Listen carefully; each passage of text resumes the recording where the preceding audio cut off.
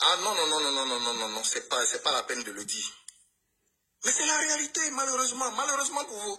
Vous savez, certains philosophes disent que la vérité, c'est lorsque l'intelligence se conforme à la réalité. Et c'est ça qu'on appelle la vérité. L'intelligence, là, quand il voit la réalité et puis il dit la vérité, la réalité, là, c'est ça qu'on appelle la vérité. Voilà ce dans quoi le RHDP nous a mis aujourd'hui. Donc, octobre 2025, il faut que des partis significatifs comme le PDCI ou comme l'ensemble des partis de la gauche ivoirienne arrivent à résoudre leurs contradictions internes pour aller en mouvement uni vers ces élections-là. Parce que des gens ont encore l'impression que 2025, comme l'a dit un membre du gouvernement RHDP, que 2025 c'est déjà plié. Mais souvenons-nous que le ministre Ahmed Bakayoko avait dit que 2020 était plié. Et puis on a eu 200 morts.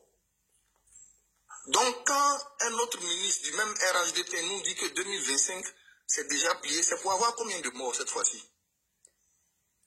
Donc vous voyez, c'est-à-dire que les gens qui sont au gouvernement ce régime... 30 secondes pour ajouter. Il faut éviter les mots morts là parce que le panel est fini.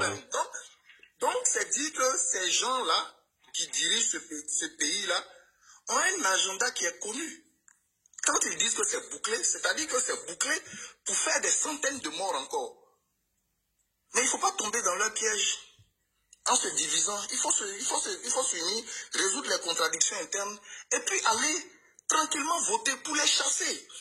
Un gouvernement qui a un bilan aussi médiocre, on n'a pas besoin de faire la violence ou de faire les coups d'État ou de faire je ne sais pas quoi. Non, on va tranquillement voter et puis on le dégage. Et puis on fait un audit de toutes les dettes qu'ils ont cumulées pour voir les dettes l'ont servi à quoi.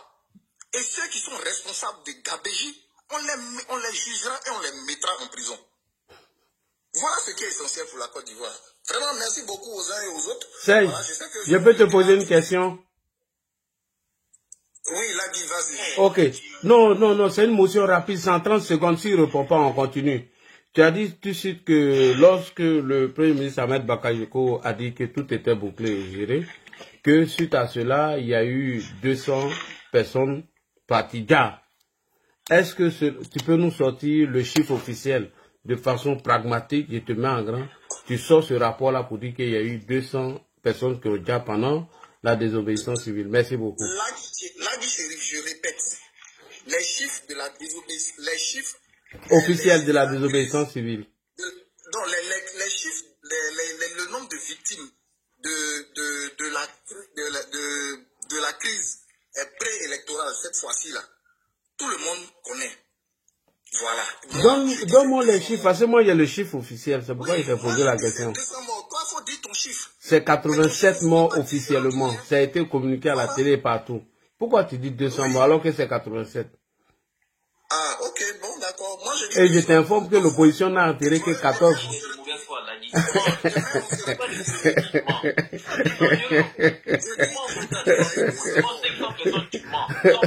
Pour la canne à la parole. La canne, tu as la parole. La canne, tu as la parole parce que c'est je vais nous faire de temps. Vas-y, la canne. Merci beaucoup, la canne. Tu es vieux et puis tu mens. Ça fait honte. D'accord. Ah, arrêtez, laissez-le, la canne à la parole, laissez. S'il vous plaît, laissez la canne à la parole. Merci. C'est ce que je dis. Je disais tout à l'heure, je fais une récurrence sur mes propos précédents. Je disais, dans ce pays-là, vraiment, certaines personnes devraient la boucler. S'ils savaient qu'ils ont une once de dignité, ils doivent la fermer. Avant le président Alassane Ouattara, c'est bien que le monsieur parle d'audit. Avant le président Alassane Ouattara, on n'avait jamais vu le moins d'audit dans ce pays-là. Ni sur le pouvoir du président Bédié, ni sur le pouvoir du président de Tonton Lorenzo, comme je le plais à l'appeler. Excuse-moi, Lagui, vraiment les frères, désolé, hein, c'est pas parce que je fuis, mais il est 3 heures du matin. J'ai quelque chose. Si vous voulez, demain, on continue, mais là, demain matin, mais tout à l'heure, là, j'ai eu une rencontre. Vraiment, excusez, je suis obligé de partir. C'est par respect que je préfère vous dire ça. Mais pourquoi la canne à la parole, C'est la sécurité. Mais écoute la canne d'abord. Attends, la canne va finir, tu vas partir. Attends, la canne va finir parce que c'est lui qui te suit. Donc j'attends que la canne finisse. Oui, merci. Alors, donc, j'ai dit, le seul président qui a fait auditer les entreprises et structures publiques, c'est le président Ouattara. Le seul président, sous sa mandature, qui laisse les journalistes d'investigation exercer librement leur métier et d'enquêter, je vais dire même, souvent même, qui ont possible les dignitaires du pouvoir, c'est le président Ouattara. Et puis, il faut ajouter sans perdre la vie, comme Jean-Hélène. Et puis, voilà.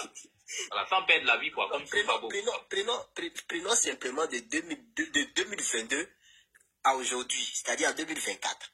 Il y a eu combien de DG de structures qui ont été démis de leurs fonctions pour mauvaise gestion à la suite des audits? Il y a plus d'une dizaine. Ça, on a connu ça sous l'ère du président Ouattara. Et donc, moi, ça me fait rire quand le monsieur parle, et parlons même de corruption. Moi, souvent ça me fait rire. Ceux qui parlent de corruption, mais en termes de corruption, la Côte d'Ivoire a amélioré son classement. Quand on passe d'un classement de 136e mondial en 2013 pour atterrir à 87e mondial en 2023, je pense que c'est à la suite d'un travail bien établi. Il y a eu des structures, des organismes qui ont été mis en place pour lutter contre la corruption. On a vu le dernier rapport qui fut objet de propagande, je dis de la Cour des comptes, mais que le frère nous dise, quand le président Gbagbo était au pouvoir, quelle structure élaborait ces rapports-là? J'ai cherché le rapport de cette Cour des comptes qui était inféodée, dans la Cour suprême, je n'ai jamais trouvé. Ils n'ont jamais émis de rapport. Et donc, moi je pense que ce n'est pas judicieux pour lui, et même c'est un autogol politique. C'est de ce fait Harakiri lui-même, quand tu sais que quand ton mentor était au pouvoir, jamais de structure n'a été mise en place à l'effet justement de lutter contre cette corruption-là. Les gens vivaient dans l'opulence ostentatoire ici, on les a vus. Et quand ils parlent encore des dettes, mais ça fait rire. Mais ça, je peux comprendre. Parce que quand on avait des gens qui étaient au pouvoir, on avait une assiette budgétaire de 4 à 5 000 milliards. Et aujourd'hui, la Côte d'Ivoire annonce une assiette budgétaire de 15 000 milliards, mais ça fait peur. Ça les effraie. Ils viennent dire, non, la Côte d'Ivoire, cher frère, la Côte d'Ivoire n'est pas un pays hyper endetté. Comme tu te plais à le faire croire. Le problème avec vous, bon, les économistes TikTok là, c'est que vous vous focalisez sur la valeur absolue de la dette. Et le fait là, même pour quelqu'un qui n'est pas économiste comme moi, c'est une très grave erreur. Parce que quand tu dis à quelqu'un que la Côte d'Ivoire aujourd'hui a endetté à 24 000 milliards, quand mon mentor était là, on était à 7 000 et quelques milliards. Donc, c'est beaucoup plus. Mais ce que tu dis pas, il faut comparer ça au PIB. Quand vous étiez là, avec les 7 000 et quelques milliards que le président Laurent Gbagbo a laissé comme dette. Il ne faut pas comparer au PIB, il faut comparer aux recettes fiscales. Oh, mais tu as eu la parole tout de suite. Avec le PIB, on rembourse avec les entrées fiscales. La dette est toujours comparée au PIB, cher ami. La dette se rembourse. Non, aucun économiste n'a dit ça ici. Non, la dette a été toujours comparée au PIB. Ah, c'est la première fois que tu veux. Même moi, je ne suis pas économiste, mais je sais ça. Ah, oh non, c'est pas possible. Oh non, s'il te plaît. Et quand on dit PIB là, c'est quoi? Avec des entrées fiscales. Non, quand je vais la voir. Je vais la voir. Tonton Sey, c'est quoi le PIB? Tonton Sey, c'est quoi le PIB? Ça fait partie des questions auxquelles je ne réponds jamais. Jamais du tout. Voilà. Parce que tout le monde connaît ce que c'est qu'un PIB. Les recettes fiscales dont tu parles. Voilà. Je ne réponds jamais à ce genre Non, de mais questions. je ne jamais répondre. Quand même, Parce que répondre à ce genre de questions, c'est Il n'y a pas lieu de m'interrompre dans ce cas. Voilà. Il n'y a pas lieu de m'interrompre. Voilà. Parce que quand tu parles de la recette fiscale, tu parles de la pression fiscale. Mais tout ça concourt au PIB. Donc, quand tu nous apprends ici, toi, en tant que... Bon, ça m'étonne quand même que tu dises... Même un profane en économie comme moi, je sais que la dette, là, on la compare au PIB. Mais quand vous étiez là, c'est ce que je veux te dire. On avait un PIB de 12 à 13 000 milliards. Aujourd'hui, avec toutes les politiques sectorielles qui ont été mises en place, qui ont un réel impact. Je veux dire, sur le marché de l'emploi. Oui, ben... Je voudrais faire une petite motion de 30 minutes. Je voudrais dire rapidement que, effectivement, on fait la dette sur le PIB. Pourquoi? Parce qu'en fait, comme c'est jeudi, Les recettes sont tirées de ce PIB-là. Les recettes fiscales sont tirées du PIB. Plus le PIB grossit, plus les recettes fiscales grossissent. Donc, il y a une source en raison de laquelle la dette, elle peut être considérée comme étant trop lourde pour le pays ou moins lourde, puisque le pays tire les moyens pour rembourser la dette de ce PIB-là, de ce produit intérieur brut, c'est-à-dire toute la richesse cumulée du pays dans l'année. Et c'est sur cette richesse-là que le pays, l'État puise les ressources pour rembourser la recette. D'ailleurs, vous avez remarqué... Là, vraiment, il faut que je parte, parce que bon, j'attendais... Voilà, mais bon, ça part dans deux sens. J'avais demandé à partir. Parce que M.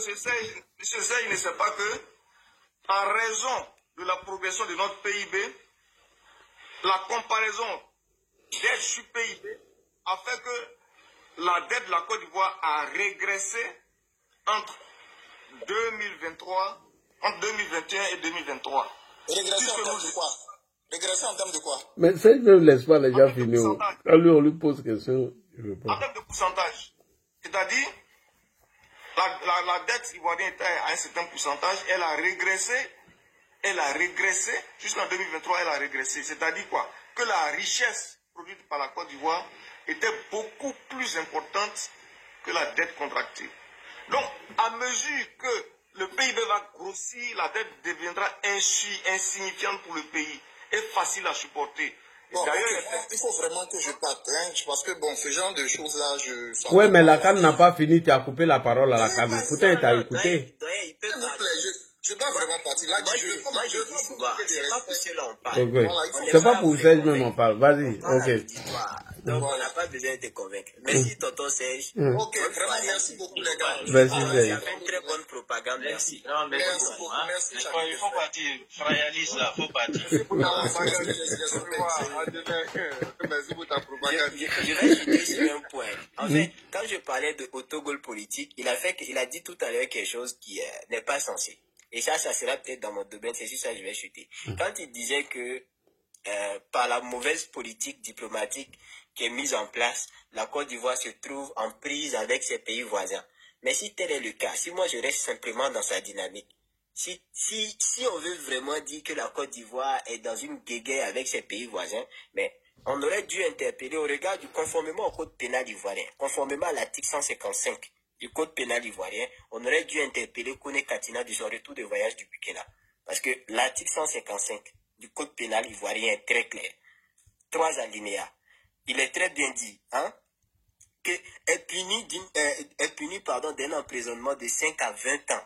Quiconque, alinéa 1, par des actes hostiles non approuvés par le gouvernement, expose la Côte d'Ivoire à une déclaration de guerre ou de représailles. Alinéa 2, par des actes non approuvés par le gouvernement, expose des Ivoiriens à subir des représailles.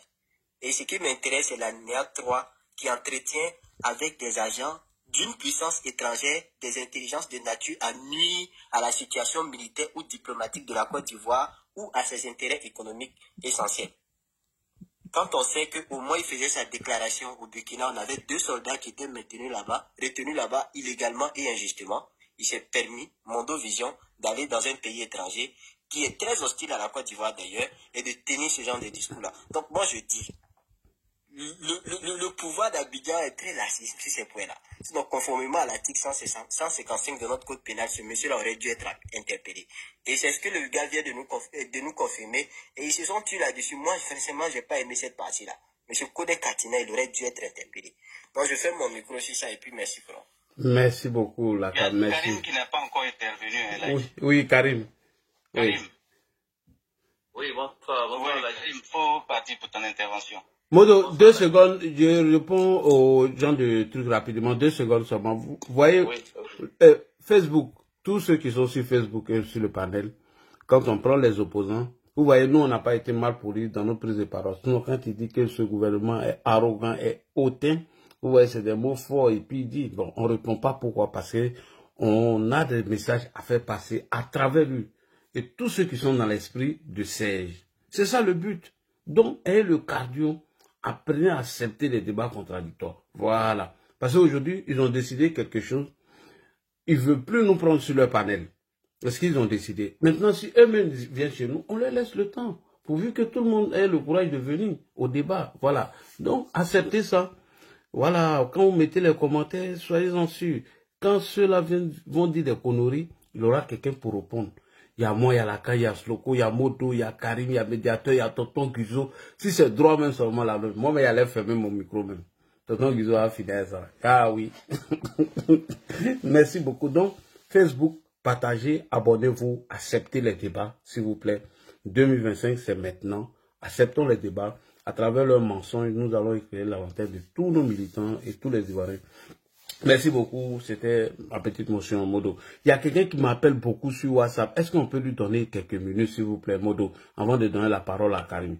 Ça fait plus de 5 appels. Donc, on lui donne la parole rapidement. Vraiment, c'est très important.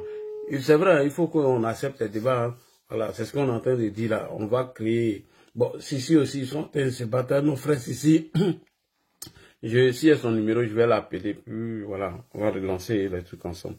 Allô, oui, bonsoir. Oui, allô, bonsoir, Ladi. Bonsoir. Oui, moi, c'était pour répondre un petit peu à M. Assé.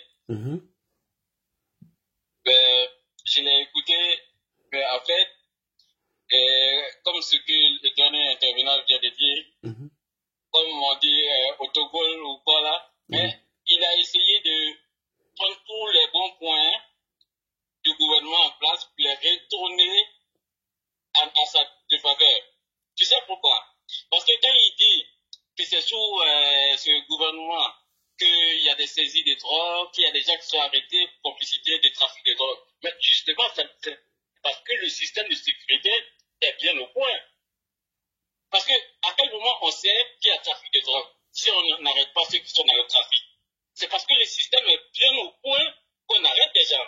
Et quand on arrête des gens, il y a des sanctions qui suivent. Mais c'est ça. Parce que, je veux dire, c'est pas parce qu'on construit des commissariats qu'il n'y aura pas de problème. Parce que, je veux dire, les délinquants, ils sont toujours à contourner votre système de sécurité. Et si vous arrivez à l'arrêter, ça veut dire que votre système est au point. Ça veut dire qu'on vit dans un pays qui peut protéger sa population. Tu vois ce que je veux dire? Et c'est le même constat que l'autre a fait aussi quand il parle de corruption. Mais le système mis en place pour arrêter la corruption, pour lutter contre la corruption, mais c'est ce système-là qui a été mis en place par le gouvernement ivoirien. Il n'y a pas une institution internationale qui a pressé la Côte d'Ivoire à mettre en place tout ce système-là. Tu vois ce que je veux dire? Donc, en fait, ils ont un problème. Parce qu'ils savent bien que, en fait, tu peux dire quoi? Tu peux dire que non, il y a la corruption. Oui, tout le monde sait qu'il y a la corruption. Et la corruption, je veux dire, ceux qui sont dans le système administratif, ceux qui sont en Côte d'Ivoire, c'est les mêmes personnes, hein. Je veux dire, dans l'organisation ivoirienne, on ne dit pas que non, telle personne est encartée à un parti politique ou quoi. Non, c'est nous tous, hein. Ce sont les citoyens qui sont là. Donc, c'est les mêmes citoyens qui reviennent depuis des années. Et donc, le système, il est au profond depuis longtemps. Mais aujourd'hui, on peut dire qu'on a mis en place des institutions pour lutter contre la corruption. Et comme quelqu'un a dit tantôt, c'est la première fois d'ailleurs qu'on voit des DG chaque fois audités et il y a des DG qui sont en prison. Oui, oui. Et c'est pas caché. Et même le président a dit qu'il n'est pas dans les fake news, il n'est pas dans les accusations à la volée. Il fait des preuves. Et tant qu'il a une preuve, au conseil du ministre suivant, il va démettre de ses fonctions la personne. On peut dire après que peut-être la personne n'est pas poursuivie pénalement ou quoi, mais dire que une personne a été convaincue de corruption ou de mauvaise gestion et qui reste en place en Côte d'Ivoire actuellement, c'est pas vrai. Ça veut dire encore une fois que le système qui est mis en place pour détecter, pour lutter, pour diminuer la corruption fonctionne bien. Donc tout ce qu'il est en train d'énumérer là, en fait, c'est se forcer à prendre les bons points pour les lancer comme un mauvais point au gouvernement actuel. Et c'est difficile parce que tout le monde a vu les gestions précédentes en fait. Tout le monde a vu. Personne n'a dit que tout était parfait. Mais venez nous faire croire que le bilan de ce gouvernement est médiocre. Mais quand tu dis médiocre, ça veut dire que tu le compares à quelque chose. Parce que on est dans la notation là. Oui. Quand tu dis médiocre,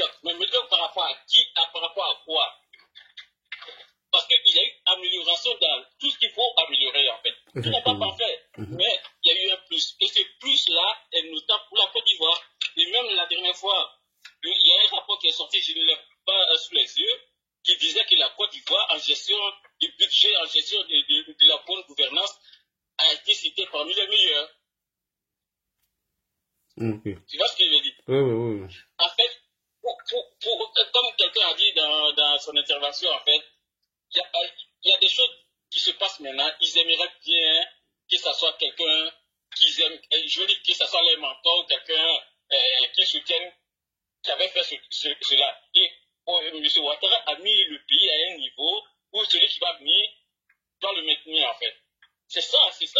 Donc c'est pourquoi il ne faut plus revenir à des gens qui vont venir détruire tout ce qui a été fait.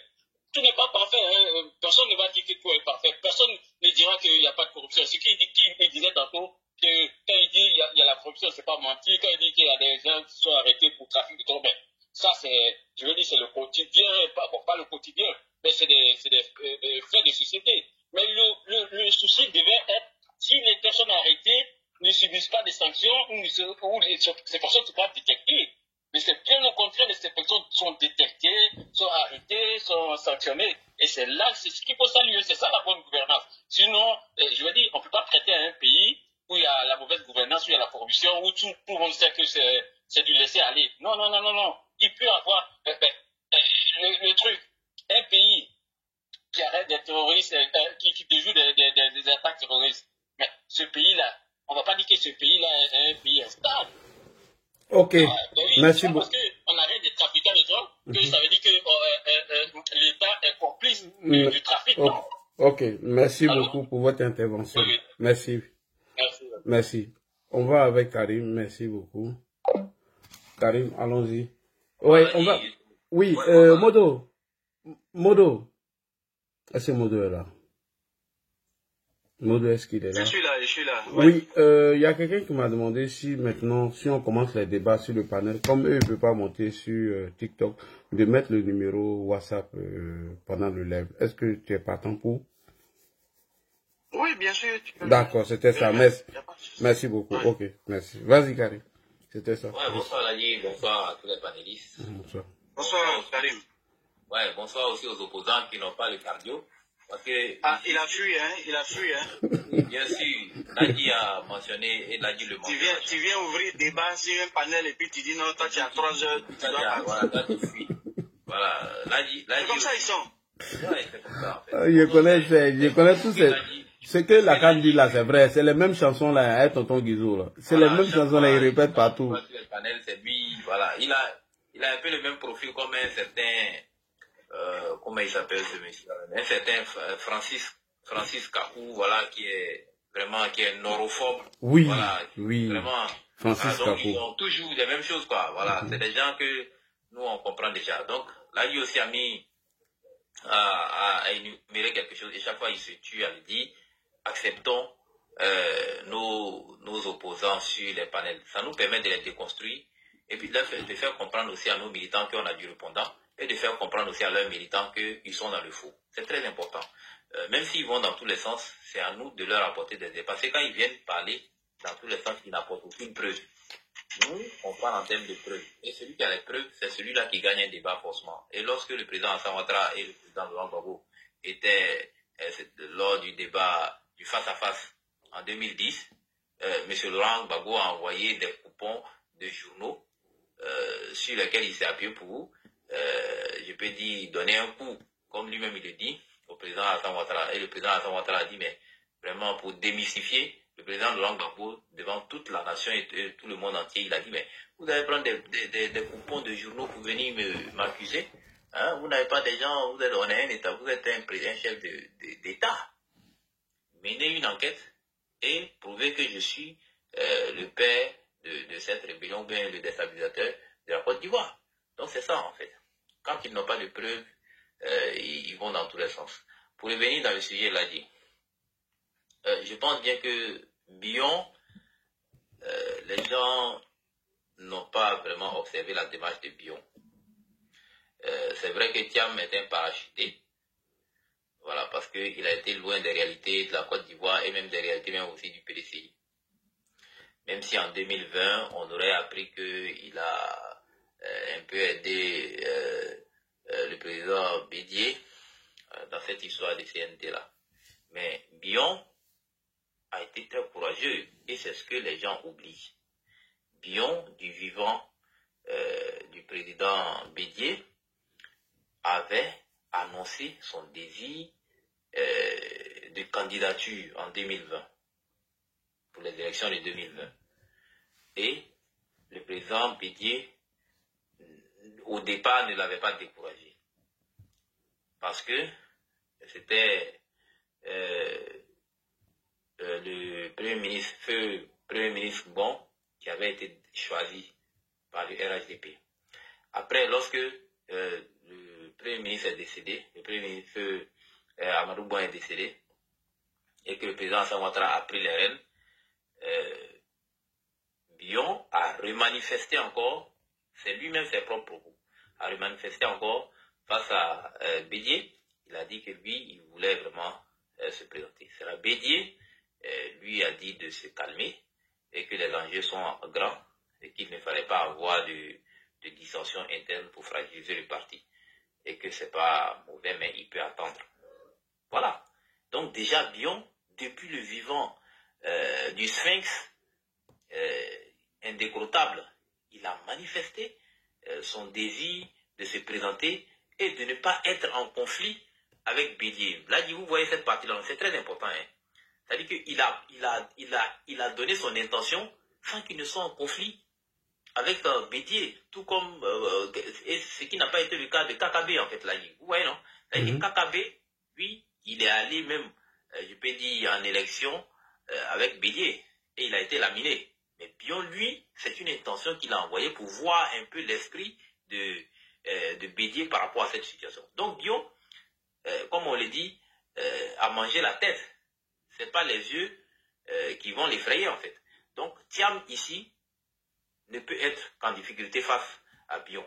Soit il compose avec Bion, qu'il essaie de trouver un terrain d'entente à travers les textes, bien sûr, du PDCI, ou bien il se casse la figure parce que Bion ne va pas accepter et cela va encore fragiliser un PDCI qui est déjà fragilisé parce que certains doyens, tels que M. Kakou Dikaye, ont été écartés injustement et ils sont partis sans faire de bruit.